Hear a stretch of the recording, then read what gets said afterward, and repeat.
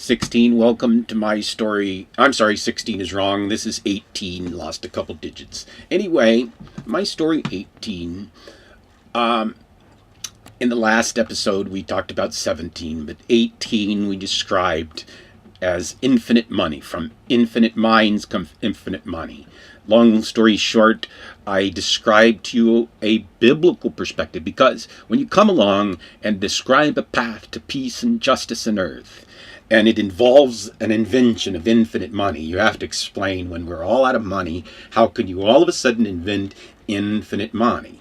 And it goes to a biblical context that I described in the last thing. I don't want to make all this biblical right now, but it described the big five religions, and it described the pyramid of truth, the pyramid, the five noble truths, the five pillars of Islam. It described the paradigm of how Judaism, Christianity, Islam, Hinduism and Buddhism and all the other isms in the world come together, and at the top of the pyramid is the Messiah, Jesus Christ. And I won't get into the symbolic reference of him, but he took himself to a virtual zero to show us the way, which is a one. And those of you who know how to compute, you know 0 and 1. And just imagine that I was able, imagine this, I was able to patent your zeros and ones. Well, pretty much. I own you all. But actually, anyway, you can't patent zeros and ones, can you? They were invented way, way long ago. Anyway, it's the notion there is only one choice. It's sort of a binary path. It's either we destroy ourselves, or we recreate our future together into a bright new world order. And I described a global enterprise, WeThePeopleOfEarth.biz, with its own bank by all the world's assets, with its own virtual currency, one currency throughout the world, which, well, because of the way we structure it, which only you might imagine, we could create, especially in the beginning, almost infinite capital to invest in the future, a future that may be short in your reality, but in a future reality, when we turn our rear views forward and start looking to the future and planning it, and not just letting the past guide us and let us fall through the winds of change we have no control of, take control of our own destiny. And that is the choice. And just to leave the biblical reference here, I believe that all of the Bibles were part of one paradigm, all of the isms part of one bigger isms, some of the lies part of a beautiful lie, but all with one destiny, for all humanity to get smart and intelligent, and that's the intelligence of our intelligent design, and that our salvation will not come down from heaven, but our salvation is already here. We have already received that salvation in the context of our history. And so, let's go forward now. So what would you do with almost infinite capital? Well, the first thing is you do, I described, retire out the Europeans, retire out the Americans and the people in developed nations. Take the middle classes, instead of stretching the retirement out, bring it down. Okay, why? Because then we can get them more time to consume more. The more they consume, and then their jobs get taken by other people, they get to make income.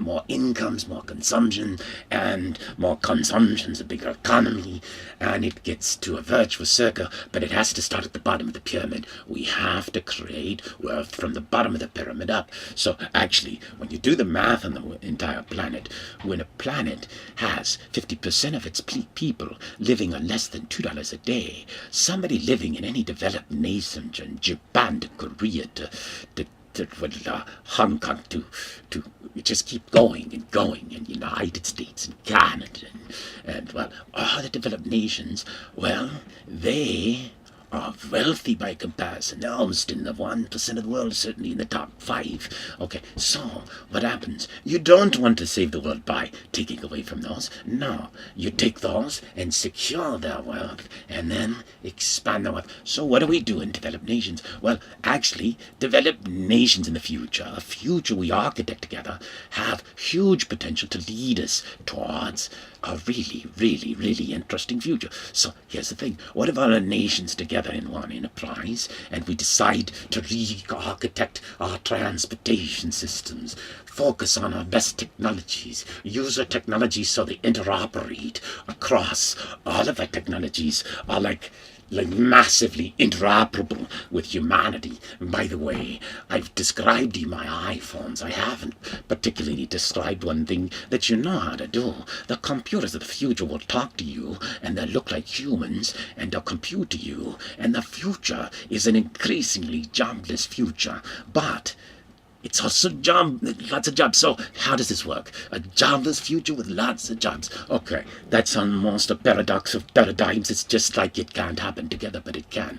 Okay, here's the deal. Okay, first thing is, as you know, automation is causing destruction of jobs as we know it. Like jobs that existed before no longer exist. Globalization is moving different jobs around the world to lower cost labor areas. But ultimately, the forces of technology will start to have an impact on our jobs. But, okay, so what would we do in technology if we had it all together and we were writing a roadmap for Japan and for Germany and for Europe and for America and for Canada and all the great developed nations right now? Well, we'd say, what do we do with transportation systems? Well, it's very easy. Let's start, first thing, let's look at our whole energy infrastructure, from our mobile energy for cars to the extent we use those, from our energy infrastructure, trucks, from our infrastructure for housing, etc. And do we use oil, coal, gas, and how do we move from to wind, if that makes economic sense, or solar power, which ultimately will make lots. And so then we start a plan for that future together, and we start doing it together right and in volume. And you'll see if you do one thing right and in volume, things can be cheaper and better, and you can have a beautiful paradigm where everybody wins, and it's more profitable for both the consumer and the company and the enterprise. But here's the thing.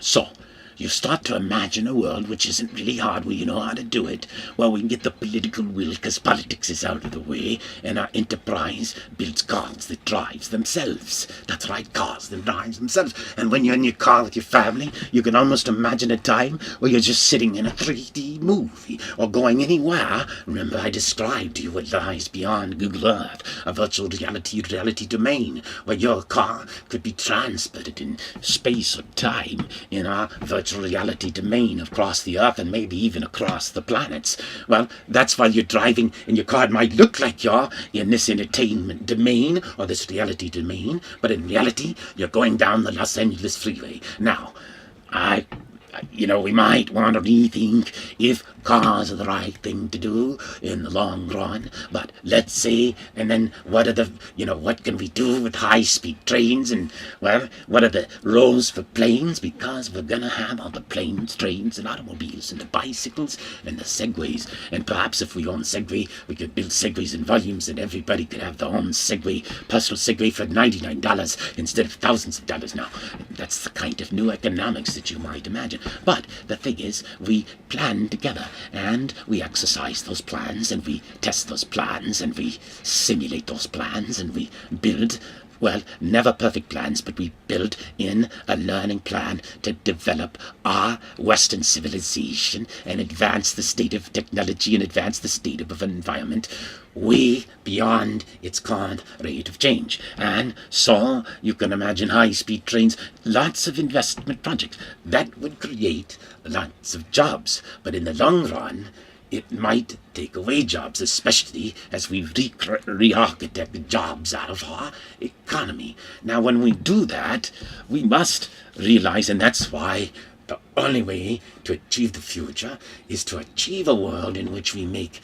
people stockholders in enterprise, and the biggest earning stockholders in the future enterprise at the beginning will be those in wealthier nations, because even those poor in the wealthier nations, because of being in those nations, we would include them and make sure.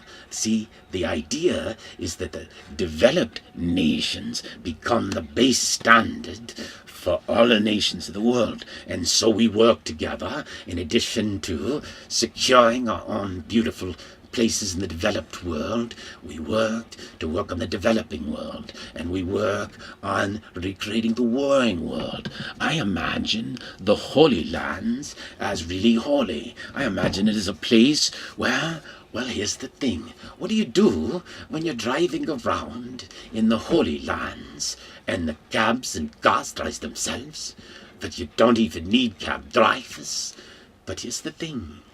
What we need are teachers, and teachers not like you think you know them, but like tour guides. Just imagine who might have been a cab driver, Muslim, Jew, Christian in Israel, wherever, in Syria, in Egypt, you name it. You could select them, and they could virtually appear in your car and tell you about the sights going on and the cultures and connect us in ways that might be unimaginable. See, now, how do you create this massive tourism Holy Land? Well, remember, we retired half the people out of the middle classes of the developed nations and brought their young into jobs and provided a path for sustainable healthcare, sustainable housing, sustainable food, providing a path. And, well, what is required to make this pyramid work is a safety net for the world. And we described our pyramid before, but really at the top of the pyramid is not a guy. It's all of us. See, it's all of us at the top. And the base of the pyramid must be founded on the principle of peace and justice, and also founded on the principles of life and liberty and the pursuits of happiness, and founded on the principle of truth and knowledge and higher learning. And there's probably only one principle in our path towards the future. There's only one principle that can really matter here, and that's the principle of truth. Truth. It's really quite simple. Truth is not grey, although it may look like that when you're running your world through a rear view mirror. When you see, as I described it before, that's like trying to see the future with your head up your ass. No longer looks brown and grey. You can't see the truth because you're looking the wrong way. But see, if the right way is beyond your vision, how do you ever see the truth without a prophet? But here's the problem. In your reality, if a prophet came along, what are the likelihoods in any nation of the planet that a real prophet would be allowed to be heard? And well, you might probably put your prophets today in your mental institutes, but that's neither here nor there. Well, it might be the result of a radioactive mind, but see, until 50 years ago, you didn't have people running around making huge amounts of money calling people crazy. Now it's one of our highest growth practices in America. And, well, when you hire people to call people crazy, all of a sudden they find more crazy people. Which came first? The shrinks of the crazy people? That's another part of the story. Anyway, I might say, the Prophet Muhammad, with no disrespect and all the respect intended, was arguably a radioactive mind, a madman in a cave. And, well, I will only remind those believers in the Quran And by the way, my notion is not to embrace any one religion, but a notion of embracing them all and accepting them all together, and not to go away or abandon any, but to reinforce all, that all are one paradigm, all are one story, all are one story of us, under one God. And I might remind Muslims, but like I remind Christians, and I'm not reminding you, you could remind yourself, it's your own words, turn the other cheek. And for Muslims it says, to kill an innocent person is as if you killed all of mankind. I will leave it at that.